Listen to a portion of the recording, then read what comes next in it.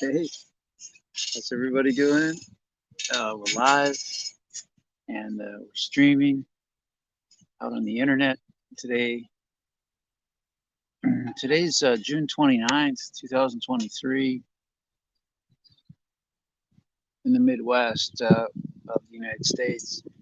We have some intense cloud cover out here, and there's some controversy as to whether it's from the Canadian fires or something else is going on. I don't know. I've got I've got I mean, what's your wildest idea about what it could be? My my guess, my wild guess, is that this is a smoke screen. Um, I don't know, maybe to cover troop movements on the ground. I did see some intel about 4 days ago that there were, incredible uh, military movements around many of the states in the United States. And maybe this is kind of covering up satellite views of the ground here, just so invading forces wouldn't know what's going on. I don't know. I'm getting ready to do another um, reading about the J. Stanley Pollinger uh, revelations as relate to the Jeffrey Epstein stuff. So be watching for when that story goes live. I'm deeply appreciative of the opportunity to read that and to help. I think be a part of getting this information out so we can be wiser about how we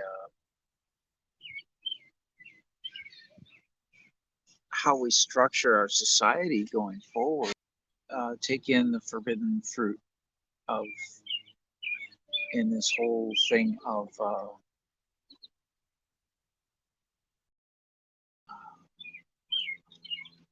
anyway. I'm gonna put that on the shelf for a little bit. Hey, I'm broadcasting live. What? I'm broadcasting live to the internet. It's a wave. You're on TV.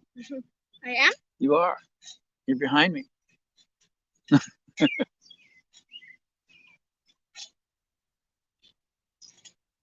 So, yeah, the big concerns are just make sure you guys don't put anybody in harm's way with those.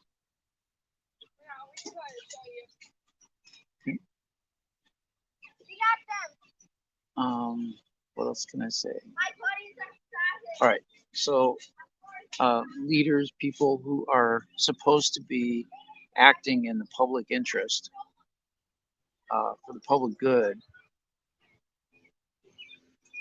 get ensnared with this whole deal. You know, Epstein and all takes these people out to some island or out on a cruise ship or a sailboat or something, and they engage in sexual relations with a minor, and they videotape it, so they've got bribery material. Um,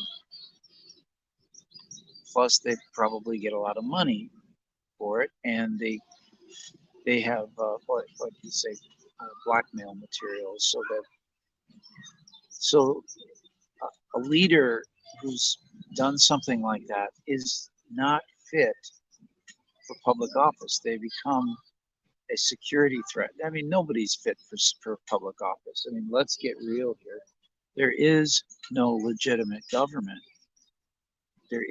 Voting is the most violent thing you can do in a society. Period. Look it up. Put in the words voting is violence in a search engine, and you will see people going back to at least 1999 talking about this concept that to allow violence on behalf of a whole group of people is I mean, and no, I mean, how do we put this? It's a mental disease. It's a construct that causes all kinds of difficulties. Let me see what we got in the chat here. Hi, Ellen. Good to see you. Must be getting kind of late on over there on the. I think I don't remember if you were in Australia or. Well, you've got the English flag up there, so probably London, England.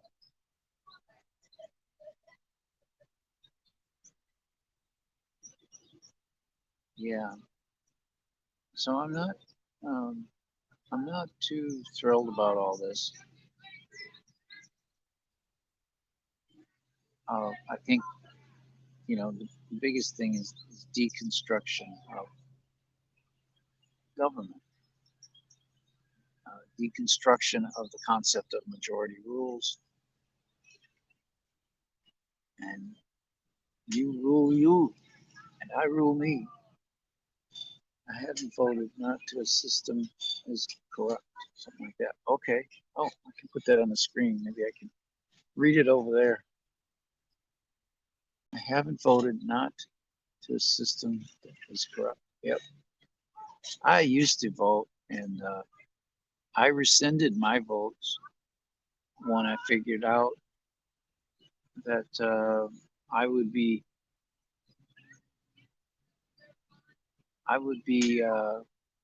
responsible for the debts of the city, state, county governments, and I had absolutely no ability to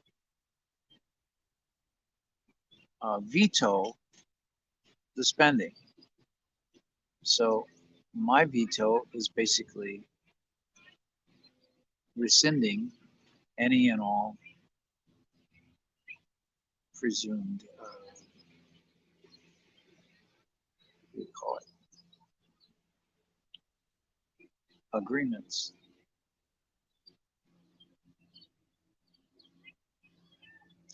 And noting that all agreements are gotten under threat, duress, coercion, uh, deception, and indoctrination. So that signifies that that the contracts aren't binding or valid. Let's see what else is going on.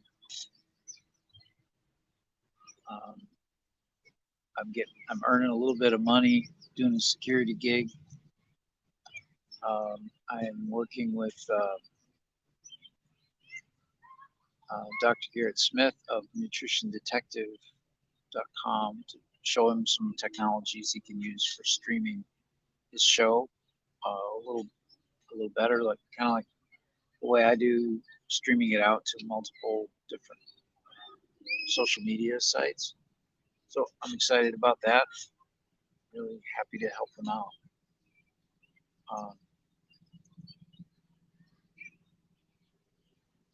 It's a wonderful thing, these social media presence and being able to stream out and speak your mind about stuff.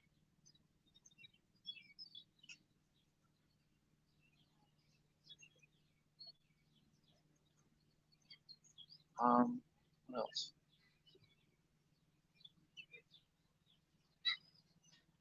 On the other hand, it becomes a record of all the things that you've said over time. Nigel, hi. He says, hi, Joe, long time no see. Hope all is well.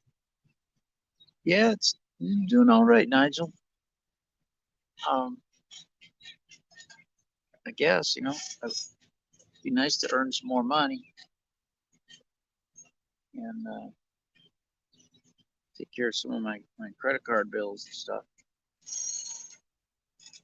But I shouldn't complain. I'm at least treading water right now. And seems like there's more to come down the road, and I'm optimistic. I'm optimistic about my holdings in the XRP coin. And I know even I don't agree with it, but I'm certain that it's going to soar in value. So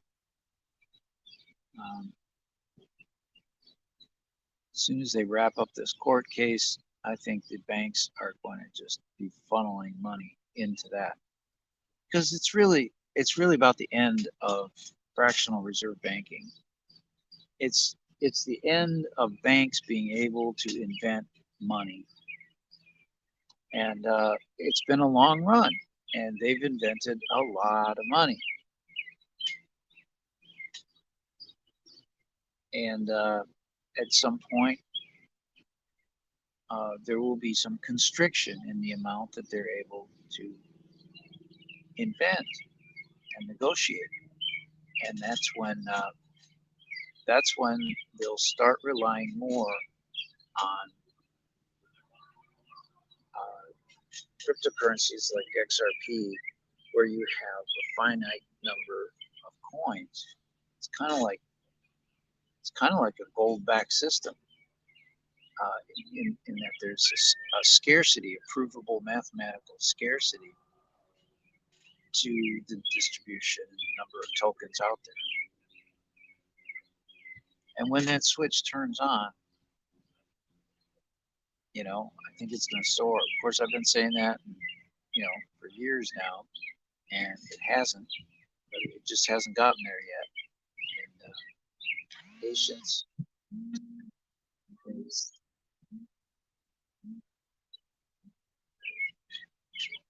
patience is a good thing. Sorry about that. I need to turn this off so I don't get any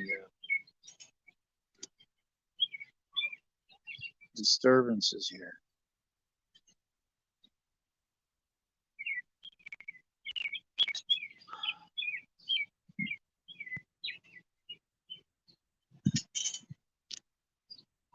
So hopefully I'm still live. So we get the cryptocurrency thing waiting, and I've just gotten to a point where I've decided I'm not selling anymore, and I don't care if my finances tank into the ground or whatever. I am not going to miss the rise in the price of XRP. It's like a basketball at the bottom of the ocean in terms of buoyancy, upward pressure, use cases just keep on building. Central bank after central bank, different governments are getting tooled up to use some of these ISO 2002 coins.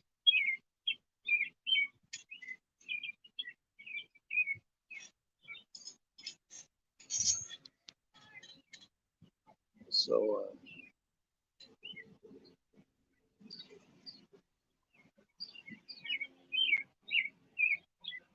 you got that, and I still think Bitcoin's a good place to be, and but I'm not there. IonQ, we've had special guest Alan David on the show in the past. He's talked about IonQ.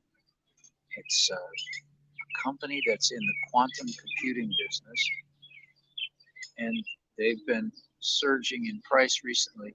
He was telling us to get in when it was around $3 or $4. Recently, it went up to about 11, and in the last couple of days, he called me and said it had gone up to $13. This is a stock that's mandated. This is a task that's mandated by the U.S. government. Laws were written to support the quantum computing industry, and IonQ is definitely IonQ is definitely on target to perform in that region. It's just utterly amazing what quantum computing might be able to solve for, and it will change everything about the way we interact and the way we allocate resources on the earth, and it will unlock creativity. I think, whereas you'd have to kind of guess at something to be real lucky. In this sort of thing, you basically structure the problem, and the solution presents itself. So there's that. I don't have any shares in IonQ myself, although my friend Alan is heavily invested in it with what little he has.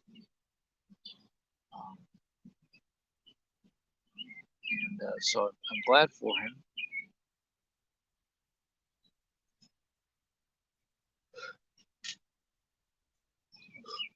I know he would like me to tell those of you that are out there and that that's what he thinks the best thing right now is to invest in IonQ.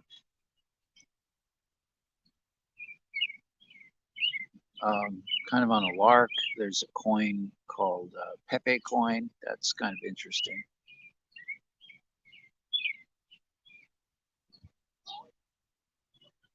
And it's a meme coin. It's about a frog.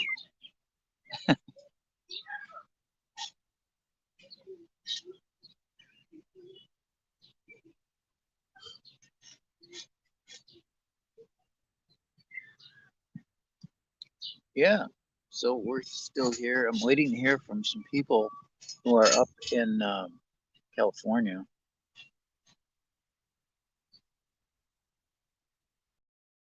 Not California, Canada.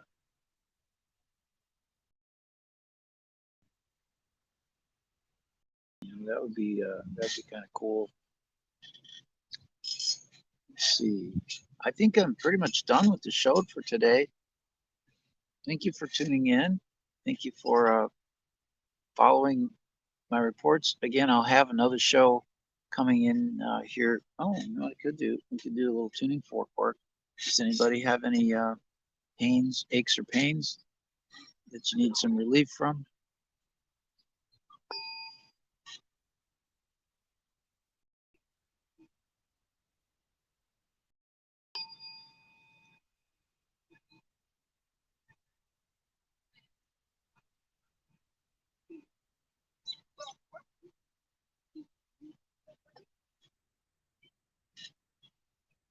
I don't see anybody mentioning it.